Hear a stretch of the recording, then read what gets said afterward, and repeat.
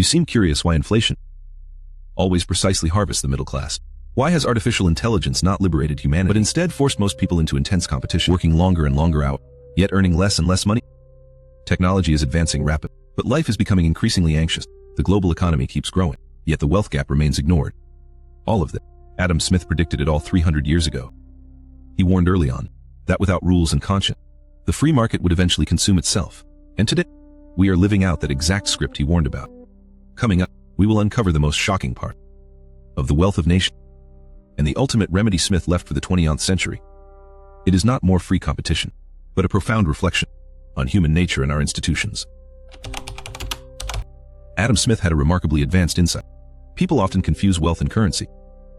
He said wealth is real goods and services. Money is just the tool for exchange, but this distinction is crucial because it explains why printing money cannot create real wealth. It only redistributes it. Smith gave an example. If a country suddenly finds a lot of gold, these metals cannot be eaten or worn.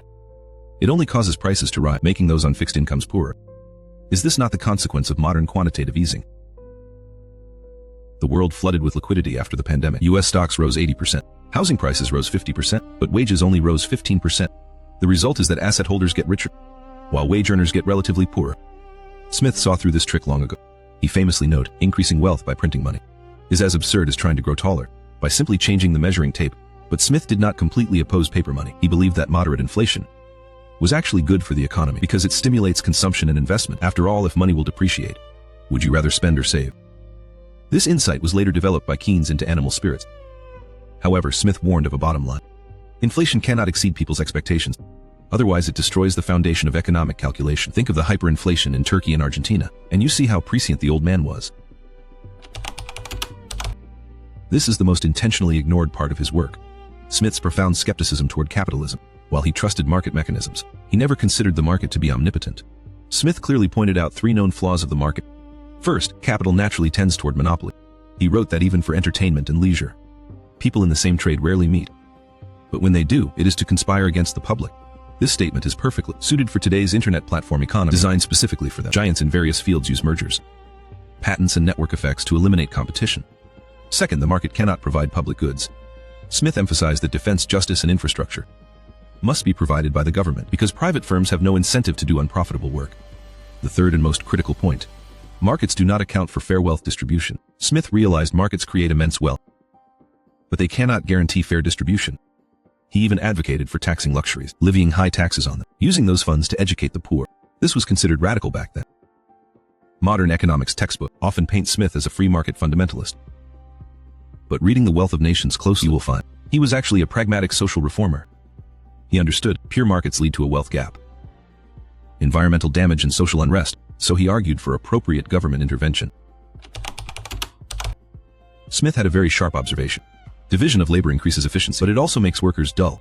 He feared if workers repeat simple tasks, they lose their ability to think. Ultimately, the society's creativity declined. Because of this, he strongly urged government investment in education, especially education for the common people. For an ordinary person, education may be more important than wealth because it helps them better utilize their potential. This view is vital in today's world. Artificial intelligence is replacing many repetitive tasks. Future competition will be a competition of creativity. But Smith also warned of a trap. Technological progress does not benefit everyone. He gave an example. The loom made clothing cheaper, but it left many weavers unemployed. This is now known as technological unemployment. Smith's solution wasn't stopping technology, but using education to help workers adapt. He believed educated people are better at learning new skills and transitioning. This insight foreshadowed modern job training and the concept of lifelong learning. Most surprising, Smith even foresaw the knowledge economy. He said, as wealth grows, demand for education, arts, and entertainment rises. Isn't that why influencers, streamers, and online courses are popular? Why they are so successful? One of Smith's greatest contributions was his critique of mercantilism and his advocacy for free trade. He argued against pursuing trade surpluses because exports exist to serve import. The goal is to get more goods, not just to accumulate gold. He used a vivid analogy. Money is like a highway. Its value is not in itself, but in the goods it transports. But this view has a key condition. Free trade must be reciprocal. Smith criticized the colonial trade system, noting Britain forced colonies to export raw materials only, while selling finished goods at high prices. This was essentially exploitation. He even boldly predicted North American colonies would eventually gain independence, and due to their vast land and resources, would become more powerful than Britain. This prediction came true the year his book published. America declared independence. Smith had another visionary insight. The benefits of international trade come from imports rather than exports, because imports allow consumers to buy goods at lower prices and improve their lives. This perspective is still groundbreaking today. Governments are always touting trade surpluses, but the real beneficiaries are ordinary people buying cheap imported goods. However, Smith also admitted that sudden trade opening might hurt local industries, so he advocated for gradual change to give industries time to adjust. This pragmatic attitude is much more reasonable than extreme free trade. If we synthesize all of Smith's ideas, we find a framework to solve the modern economic crisis. First, he trusts the market mechanism as the most efficient way to create wealth. This is proven by history. Secondly, he warns that markets need rules. Otherwise, they lead to monopolies and crises. Third, he emphasizes education and social mobility. Otherwise, technical progress will increase inequality. Fourth, he argues for government public goods and social security to offset market failure. This framework is tailor-made for 20th century economic challenges, designed for our needs: tech giant monopolies, artificial intelligence, globalization dispute, climate change. Solutions to all these problems can be found in the Wealth of Nations.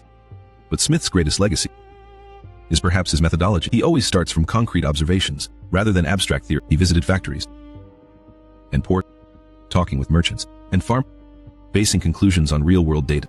This pragmatic spirit is rare in today's world, dominated by math models, and is exceptionally valuable. If Smith were alive today, he might say, "Do not blindly follow any school. Observe the real world. See what has happened." After all, he wrote clearly in his book, everyone, as long as they follow the law, should be allowed to pursue their own interests. But please note, the second half, using their energy and capital to compete with others. Competition is the key. Ensuring fair competition requires wisdom and courage. As we close the Wealth of Nations, setting aside all economic jargon, what is Smith really telling us? Wealth is not the goal, but the means. Smith lived simply. He donated most of his income to charity because he believed wealth's value is in letting people achieve freedom and dignity. The greatest benefit of a market economy is not efficiency, but freedom. It allows everyone to follow their will in choosing career and lifestyle. This freedom, in Smith's time, was revolutionary. The most overlooked point, Smith believed economic growth should serve human happiness, not the other way around. In the theory of moral sentiments, he wrote that the desire for wealth is largely driven by the longing for recognition and respect. This statement reveals the essence of modern consumerism: buying luxury brand, flaunting our lives, competing for status. We seek social approval, but Smith warned, this external validation brings happiness that is fleeting and unreliable. True happiness comes from inner peace and the quality of our relationships. This insight is more valuable than any GDP data. Next time you feel anxious about your income, housing prices, or stock value, consider Smith's advice. Wealth is important, but do not become a slave to it. Market competition is useful, but do not let humanity get lost in it. After all, economics is ultimately the study of people, and people are far more complex than numbers. After hearing Adam Smith's story, what new thought do you have about pursuing wealth? Will you keep competing or find a new path? Share your answer in the comment.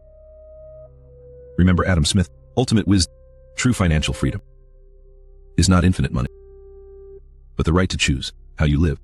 Next time, we will explore